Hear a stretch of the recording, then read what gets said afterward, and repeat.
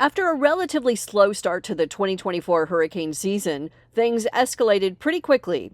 On June 19th, Tropical Storm Alberto became the first named storm of the 2024 season.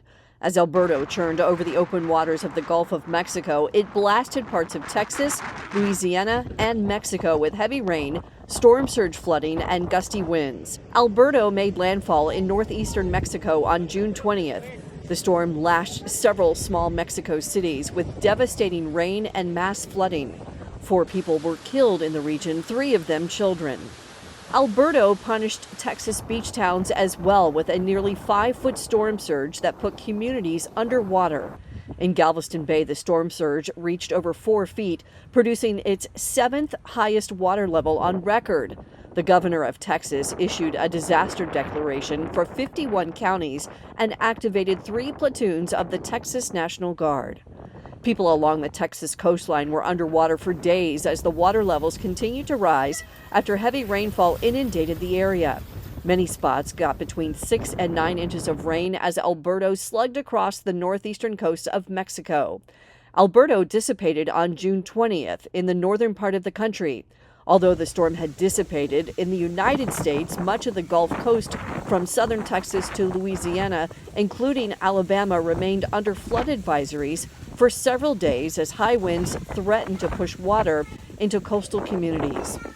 In Florida, the Lady Catherine, a 40-foot-long sailboat, was lost at sea until wind and waves from Alberto pushed the abandoned sailboat ashore. The boat had been missing for weeks, but Alberto's long arm and Gulf swell pushed the battered boat. The crew was safely rescued in the Florida Keys several weeks earlier. Just a few days after Alberto flooded out many parts of Mexico's northeastern coast, Invest 93L moved over that exact same region, again bringing another round of devastating rain. The tropical system never organized, but was an unwelcome addition to towns crippled by Alberto's flooding. But as the first month of hurricane season was winding down, a newly formed tropical wave would soon make history as it exploded from a tropical depression into a monster hurricane in a matter of days. On the second to last day of June, Beryl became the second named storm of the hurricane season. But soon after becoming a tropical storm, Beryl became supercharged by warm waters and stunned hurricane experts as it became the first Category 4 storm ever to form in the Atlantic Ocean in the month of June. No storm has reached Category 4 intensity so early in the hurricane season.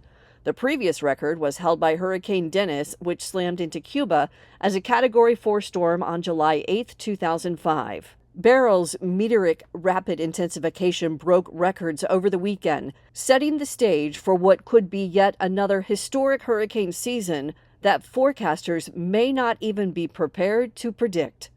I'm Leslie Hudson reporting.